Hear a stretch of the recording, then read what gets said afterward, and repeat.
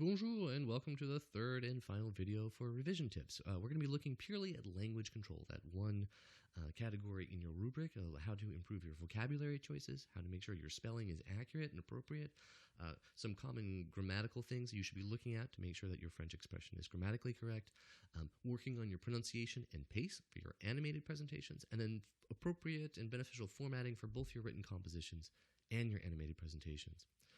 So very first and foremost, please remember to use the checklists that are available on D2L. Those are your best tools for effective revision. I've gone over them in detail in the first video in this series.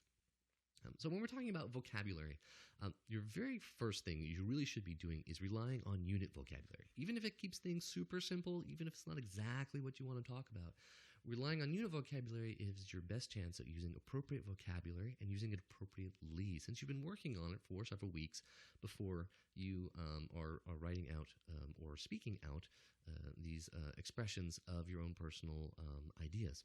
Also, when you come into the need for a new word, use wordreference.com. Don't use Google Translate, which often gives you very erroneous or kind of thin choices. Word Reference is a fantastic resource. Here it is, wordreference.com.fr. Make sure you've got Anglais Français or Français Anglais going. I'm just going to give in, for example, there's the word chair, which you would think, oh yeah, that's easy. That's just une chaise, right? Not really. Actually, if you're talking about a seat, then that's great. And notice that, chair, it's a noun. If you're looking for the word seat, it is. It's une chaise, noun. It's a feminine noun in French. But also if you're talking about something that has armrests, that's un fauteuil, which is a masculine noun. But what if you're talking about the chair of a committee or some sort of seat of authority, like the chair and lead the discussion, to take the chair and lead the discussion? What if you're talking about a professorship or an electric chair or to chair a committee, which in this case is a verb? All of these are kind of legitimate things that you might be talking about, and Word Reference gives you excellent ideas of how that should work out. All right? So very first and foremost, for new vocabulary, check out wordreference.com. When we're talking about spelling, I cannot emphasize this enough. Use your spell check. If you're using Word, make sure that it's activated and you're using it for French, or Pages is the same way. If you're composing within your web browser, make sure that you have the appropriate plugin installed and that it's activated. Every web browser under the sun has a foreign language spell checker.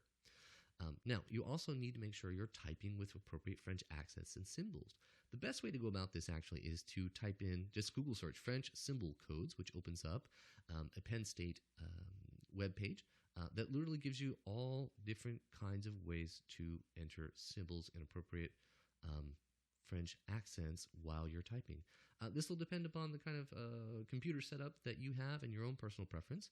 If you like, you can also check out french.typeit.org, which has a handy-dandy little set of text box here that you can put in the appropriate different symbols as you need. They also have an app for the PC, which I haven't used, but I've heard some interesting things about. Feel free to use whichever solution is best for you. So when we're talking about grammar, there are three things that many people tend to stumble on when you're in an introductory phase of language learning. First of all, please always remember that nouns in French always use articles. Le français, l'étudiante, les frites, un texte, une personne, des escargots, whatever kind of noun you're talking about, they need an article in front of it to indicate its singularity or plurality, as well as whether or not it's masculine or feminine. Make sure that all of your adjectives agree, so they're masculine or feminine according to the word that they're describing, and that they're placed in the right place. That is to say, either before or after the noun. Usually they come afterwards. Please also remember that your subject and verbs need to agree. Third person plural, like ils prennent, ils sont, or even, tu as, vous avez. Make sure you've got those things agreeing, and then they're in the appropriate tense. If you're talking in the present tense, make sure it's present tense, past tense, or future tense, as you might need them and as we're studying them together. For pronunciation and pace in your animated presentations, please remember not to pronounce final consonants in French. Those final S's and often T's simply don't exist for the French palate. When they're pronouncing them aloud, it's not there. There are some exemptions, CRFL, careful, as your textbook has explained to you. If you have a question about how a word is pronounced in French, check out the website forvo.com. This is a really excellent thing. I've already hyperlinked us to some words here in French. You can type in just about anything, like a really difficult word in French is feuille. And here they have 4 different pronunciations of just this word recorded by native and expert level French speakers. So you can just feuille, feuille. So check out forvo.com, Forvo, excellent thing. Also, for your pace, the best thing to do is to kind of practice, practice, and practice until you've got a good kind of flow that's happening. So now, I'm going to talk about formatting for written compositions and then quickly formatting for animated presentations. We'll get out of your hair. The essentials for formatting and blogging is 1, to have punchy paragraphs, only 3 to 7 lines. If it's less than 3 lines, you need to combine it or expand it.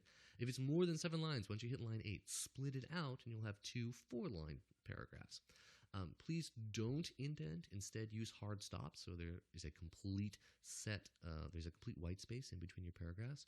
And do check out the blog post, 16 Rules for Blogging.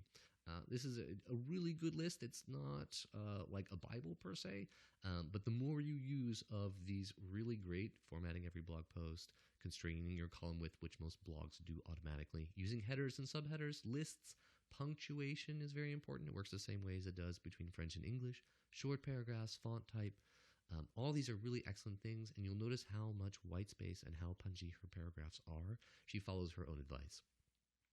So formatting for animated presentations, of course, is a different beast. Good animated presentations are not to be read. We're here to listen to you and have your words illustrated for us. So keep your text absolutely minimal. The text that I have here on this slide is like a maximum. There's a lot of text here. And you'll notice how much I'm talking. Do use illustrative images. Don't just grab the kind of stock images that are available on Spark, but look for stuff that will actually give us an idea of what specifically you're talking about. And treat it as if there's about 1 paragraph per slide. You should be going about between 3 and 4 sentences for every slide that you're presenting to us. So now, just a quick review to talk about some of the important things. Please remember to use word reference when you're looking up new words. Turn on your spell check. Use it a lot. Remember the grammar basics, that you need to have articles, your adjectives need to agree, your verbs need to agree with their subjects. Avoid pronouncing final consonants and have lots of white space within your blog posts, and focus on illustrations for your animated presentations. Finally, and once again, use the checklists that are available on D2L to help guide your revision. That will give you the most bang for your buck. And that's that. Au revoir.